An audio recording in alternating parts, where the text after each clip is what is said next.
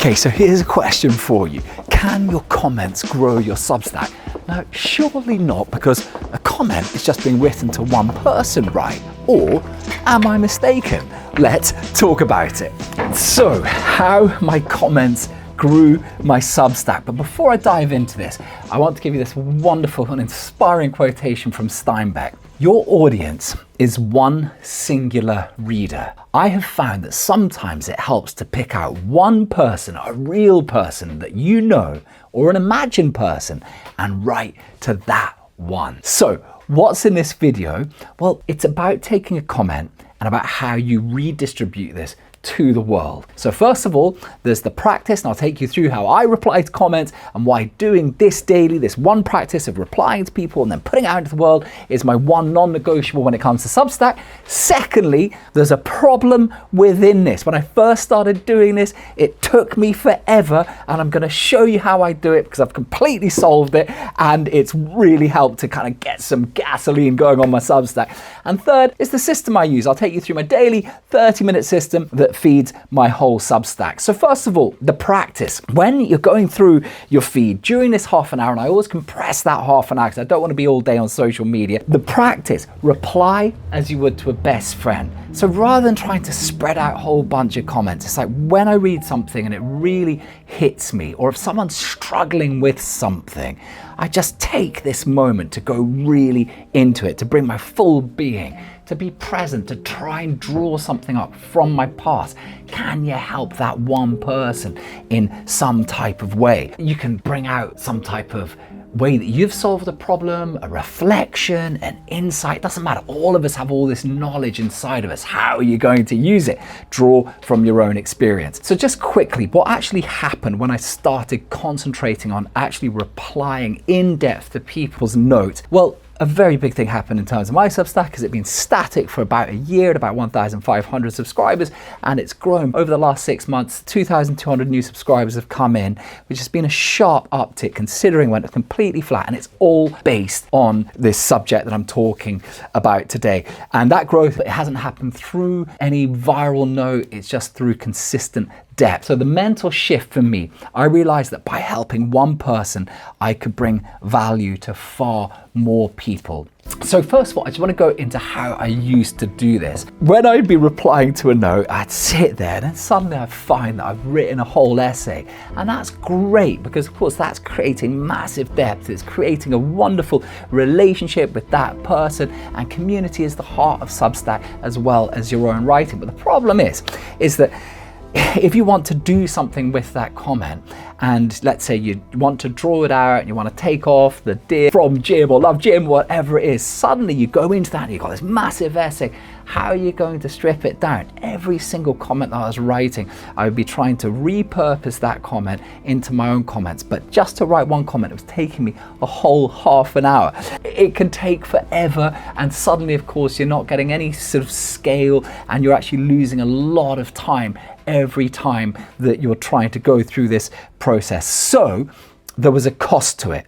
Now, what is the cost when you're spending so much time by giving so much depth to one person? Well, it's wonderful for that person and for that relationship, and that's great because it's a non-scalable activity. There's a lot to be said for doing that, but there is a cost on your own life, on your own time. It takes away from your creative work. It creates away from your capacity to earn, or your time from your family, or whatever. Suddenly, I was finding that the very thing that I came to Substack to escape was actually having the opposite, and slowly the content was becoming the work, and that was becoming very frustrating. In my life, I'm trying to give less time to content, less time for the audience building side. I always want to be concentrating on my main pillars of my artistic life, which is to practice and get better as a musician, which is to write my book, trying to get my album Chromatic Zero out into the world. Next year it's finished, but still a lot of work to do on the promotion. All of this stuff, any one thing, it can take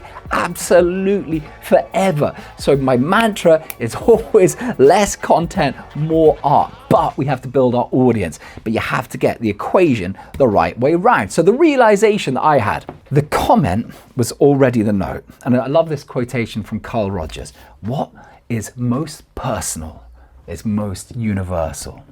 One person's struggle is 100 people's struggle. So if you're commenting genuinely and you're really giving something to that one person, you can draw it out and you can universalize it and you can give it back to the whole world. And the kind of crazy thing is that every time you read someone's note, they're speaking to you. You're listening to the whole language of a society, of the whole world. But the point is that you've got this whole language, you've got this whole tapestry that you can decode. And when something pings and it resonates in you and you realize that you can offer something, that's a wonderful point. But the point is, they are always speaking to you. So when you help one, you have this potential to help everyone. So comment to notes. How do I actually do this? So for me, the original problem that I was having, as I outlined, was that one comment was just taking forever. And I realized after a while, okay, if I'm going to be taking all this time replying to this one person's comment, I want to at least take that out and see if I can't do something with it. But then the act of taking it out and trying to reconfigure it into my own notes was taking half an hour at a time. And so when I was creating the Substack Workstation, I had this idea that I was going to have this certain tier, this certain area that I would actually use. So comment to notes, the workstation feature that this practice is built upon. So what I do is I take the reply and I jump across into the workstation. And as you can see over here, in fact, why don't I just show you? So in here, I've got one of my essays. Yes, you are an effing artist. And I go through this essay, and then down in the comments, and there was lots and lots of comments. That was awesome. Elisa has written this wonderful comment. And as you can see, I've written a whole essay as a reply to this comment. So what's my process? So I'm just going to take all of that out and I'm going to copy it and I'm going to jump across into the Substack Workstation. You can see I've already copied it across here, and you can also put in the original comment. Now, what is going on here? So first of all, I've got different options. I can keep my words exactly as they are, and all that will do is it will strip out the addressing of the person and how you sign off your own content. So it's literally just doing a very quick job for you. It's like, might take you a minute, but this will take you just a few seconds. Or you can tighten it. You can compress your comment if you've written a massive essay like I have, and it will literally, it won't change the words, but it will just take the absolute core out of it. But then if you find, let's say there is missing a bit of context, you can add in a hook there, or you can make it shorter. So for instance, so I've just generated this, and you can see that I've got my note here that's been drawn directly out of the comment, but it's a bit long. So I'm just going to press shorten, and what's going to happen is just going to shorten, and there you go. If I read it through and I'm happy with it, I can take it, or if I just consider a draft, I can put it back in and I can spice it up however I like. So the point is that something that was taking me half an hour, I can save possibly 29 minutes just through this repeated activity. Now, you can reply to a comment every 3 minutes, back it in and take it across into the workstation, strip it down. Suddenly you've literally in one session got your whole week of notes, and it's all based on the language and the pain point of your subscribers fusing with the knowledge of your insight, with how you look at your artistic life. So what do you get back? What is this giving back to you? Well, it's giving you back time. And that time, what are you doing with it? Well, you can put it back into your work. I mean, if I do 2 of these sessions at the beginning of the week for half an hour each day, I've 100% got my full week of notes done. And those notes are deep, they're interacting with what my subscribers are talking about, but most importantly for me, I've got all of this time back that I can put into my own creative projects. So what am I getting back? I'm getting time.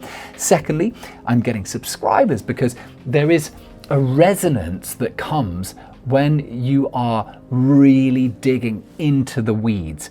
And I think people get it wrong, because everyone's obsessed with kind of getting that miracle viral note where people come in, but that's not really how a Substack list grows. It's not how subscribers come in. How people come in is when they really resonate with what you're writing with. If you're writing something that really goes into the cave that they're also in, and you can bring in a little light beam, because all of us have our own wisdom, our own knowledge, our own experience, and if you can bring that in to their cave and give it as a gift, and help that person, and then you can redistribute that back out to the world. It doesn't matter if 10 people or 30 or 50 people are liking that particular note. What matters is they're thinking, you know what, I want to not just follow this, I want to subscribe because this person's the real deal and they're actually offering something to my life.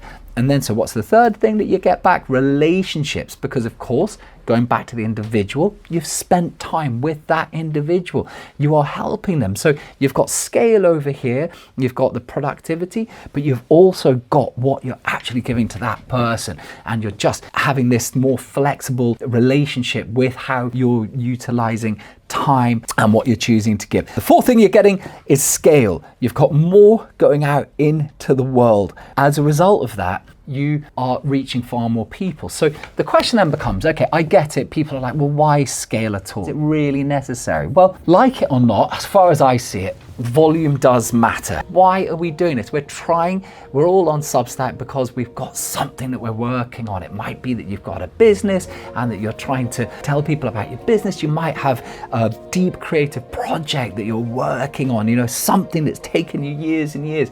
And the difficulty nowadays is that, and we all know this, is that often agents, or if it's in music, the A&R, they won't even read or listen to what you're doing unless you've built up that audience.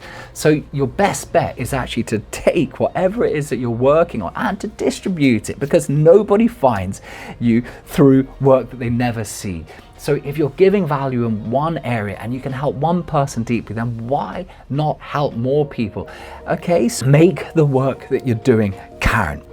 Don't work harder at content, just get a bit smarter about it. It's like, how can you actually leverage the time that you're spending doing one thing and use it in another way? Promoting a creative life. Okay, so connection and promotion in this become the same act. That is connection and promotion. You're fusing both how you connect with one person and how you actually promote the ideas that you're working on. Write, help, release, daily in that order. You're going to write, you're going to comment, you're going to help someone, and then you're going to release it out. It's a gift to the world. Help one person. That help can reach far more people. Let people meet the whole of you, the lessons, the story, the projects, the hard parts. Because this is the thing, is that when you're commenting, you often drop in little bits of your own history, you use examples, and then you take that out, and then lots of people can get to know you. Within all of this idea of promoting a creative life. So just to dive back into the Substack Workstation for a moment, that is the whole way that I've conceived this, because it is so easy as a modern creative just simply to forget that you've got all of these strands that you have working every single day. So for instance, your pain points, I can guarantee you there's a pain point that's doing your head in right at this point. Are you willing to do something with that? Can you explore it? Can you share it? That vulnerability, it can mean that someone else comes in and comments on your work, and then you can get something from them, and that sparks a relationship. It doesn't matter what it is. I was feeling very resistant to making this video because I was a bit tired, a bit underslept. I've got a big meeting on my book tomorrow, and I didn't want to do it. That's a pain point. I can talk about that and I can share it. But again, how do you promote a creative life? That is what I'm trying to do. I'm trying to see the whole thing here. So you've got your pain points, you've got your project update. Every single day, you should be doing a note where you're actually talking about your project. Okay, so there's two. You're talking once about your project, what you're working on, pain point, what's the pain of it? You go to another, your backstory. All of us have this amazing backstory. This point of being able to visualize everything, it just helps you clarify through the fog of the daily thing, because the pain points alone can stop you seeing all of the other ways that you can talk about it. And if you get this diversity into your notes on Substack, people start getting a sense of your story, they start getting a sense of who you are, and that starts creating cadence. People coming in, people getting interested, you getting interested in them, and very cool stuff happens. So finally, guys, I just want to say, I want to remind you that a Substack is a long journey. Growing a newsletter and a newsletter list is probably the hardest thing out of all of the different things you can do on the internet. Harder than growing a YouTube channel, it's harder than growing a podcast. It's the primary asset, if you like. It's the primary real estate. If you have newsletter lists, you can reach people directly. You're not having to go through algorithms. You're not having to knock on Instagram's door and go, oh, please show me something. And then Meta says no, and then you bloody well have to start paying for it. Nightmare. No, to be on Substack Notes is the primary place where you can create this list. But you have to remember, it's a long game, it takes time. You know, when it comes to this, a lot of us on Substack, we're just thinking we're gonna shoot from the hip, we're gonna show our character and everything's gonna be fine. But I think that you can be more strategic than that. I think we have to get over this idea that strategy is the enemy of art. You can be strategic with content. That doesn't mean that you're always doing one thing in order to get something else. You can be, first of all, present, authentic, and your full self. But you can be all of those things and then also be smart with how you use that material, which is why when you comment, you've got a great opportunity to write another note. Remember, as a result of getting smart about content, you'll start actually thinking less about content because the content starts to create itself. You comment to other people, suddenly you're never having to come up with an idea. You know, it's all just within the process. It's within the link with the other person. And then through that, this is what I've done with the Substack Workstation, you build a system. So it's like all of these different things. You know, system, it doesn't have to be some mechanical way that undoes your love of writing or the spirit that you have or the energy or what you put into the world. Simply put, I build a system because I just really want to write and play music and think about life and philosophize and, you know, get into the deep stuff and communicate about that. And you just can't do that if you're always being pulled to the surface through content. So that's why I do it. Now, a little bit about the Substack Workstation. So I've shown you the Substack Workstation today, and I think of it as a transformative tool simply because I can see everything about my artistic life right in front of me. All the different ways, rather than kind of having to think about it from scratch every single time.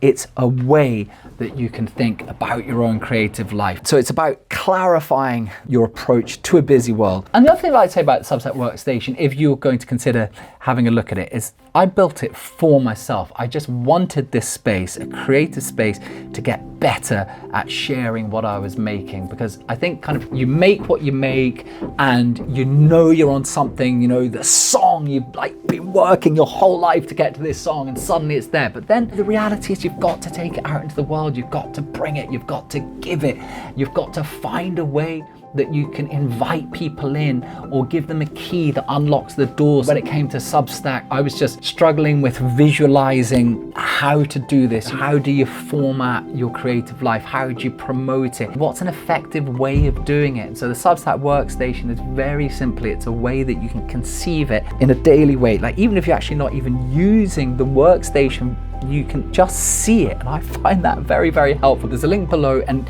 you can just jump in and you can actually try it for free. Give it a go because it's just so helpful. I was just so frustrated with all the types of tools out there. I just wanted a tool that was built by a creative for creative, something that was helping me get time back for the art without actually taking away what it was I wanted to bring in the first place. So there you go, that's what it's all about. Newsletter writing, Substack, it's about a process, it's about a long game. Strap in, enjoy the process. I hope that this has helped and I hope to see you along the way very soon, guys. Big love, have a great day.